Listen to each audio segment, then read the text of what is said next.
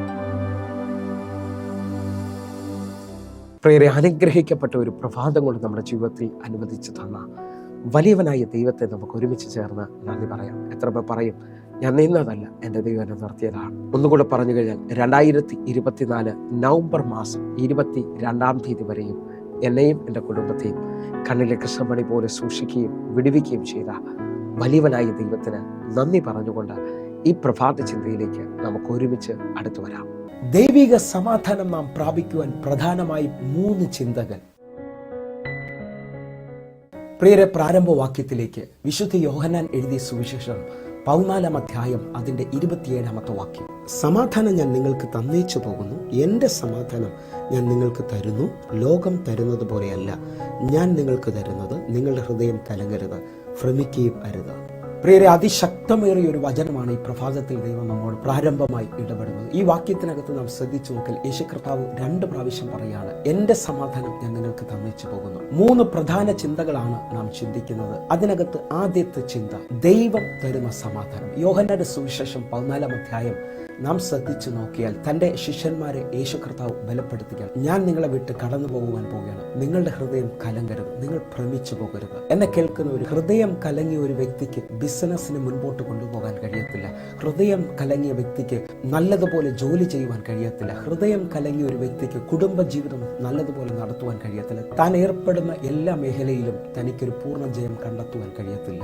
എന്നാൽ ഈ വാക്യം ഞാനും നിങ്ങളും ശ്രദ്ധിക്കണം. ദൈവത്തിന്റെ സമാധാനമാണ് എനിക്കും നിങ്ങൾക്കും തന്നിരിക്കുന്നത്. ദൈവിക സമാധാനത്തിന്റെ പ്രത്യേകത എന്ന് പറയുന്നത് അത് ലോകം തരുന്നത് പോലെയല്ല. ലോകം തരുന്ന സമാധാനമെല്ലാം വെള്ളത്തിലെ കുമിള പോലെയാണ്. അത് പെട്ടെന്ന് നഷ്ടപ്പെട്ടു പോകുന്നത് നമുക്ക് കാണാൻ കഴിയും. പ്രത്യേകിച്ച് ഈ പകർച്ചവ്യാധിയുടെ സമയത്ത് അനേകരുടെ വരുമാന മാർഗത്തിന് വലിയ തടസ്സം നേരിടുന്ന സമയമാണ്. അനേകർ സമാധാനമില്ലാതായി തീരുന്നത് നമുക്ക് കാണാൻ കഴിയുന്നു. ഈ പ്രഭാതത്തിൽ ഞാനും നിങ്ങൾ തിരിച്ചറിയേണ്ടത്, ദൈവത്തിന്റെ സമാധാനം എനിക്ക് നിങ്ങൾക്കും തന്നിരിക്കുന്നു. ഒന്നുകൂടെ പറഞ്ഞു കഴിഞ്ഞാൽ യോഹന്നാന്റെ സുവിശേഷം 16 അധ്യായം 33 വാക്യം. നിങ്ങൾക്ക് എന്നിൽ സമാധാനം ഉണ്ടാകേണ്ടതിന് ഇത് നിങ്ങളോട് സംസാരിക്കുന്നു. ലോകത്തിൽ നിങ്ങൾക്ക് കഷ്ടമുണ്ട്, എങ്കിലും ധൈര്യപ്പെടുവിൻ, ഞാൻ ലോകത്തെ ജയിച്ചിരിക്കുന്നു എന്ന് പറഞ്ഞു. നാം വായിച്ചു കേട്ട വാക്യത്തിന്റെ അടിസ്ഥാനത്തിൽ ലോകത്തിൽ എന്തെല്ലാം പ്രശ്നമുണ്ടെങ്കിലും ലോകത്തെ ജയിച്ച വലിയ കർത്താവ് എൻ്റെയും നിങ്ങളുടെയും കൂടെ ഉള്ളതുകൊണ്ട് എല്ലാ വിധത്തിലും ഞാനും നിങ്ങളും സമാധാനം എനിക്കും. എങ്കിൽ രണ്ടാമത്തെ ചിന്തയിലേക്ക് നമ്മൾ കടന്നു വരികയാണ്. നമുക്ക് ദൈവത്തോടുള്ള സമാധാനം. റോമർക്കെഴുതിയ ലേഖനം 5 അധ്യായം അതിൻ്റെ 1 വാക്യം. വിശ്വാസത്താൽ നീതീകരിക്കപ്പെട്ടിട്ട് നമ്മുടെ കർത്താവായ യേശു ക്രിസ്തു മൂലം നമുക്ക് ദൈവത്തോട് സമാധാനമുണ്ട്.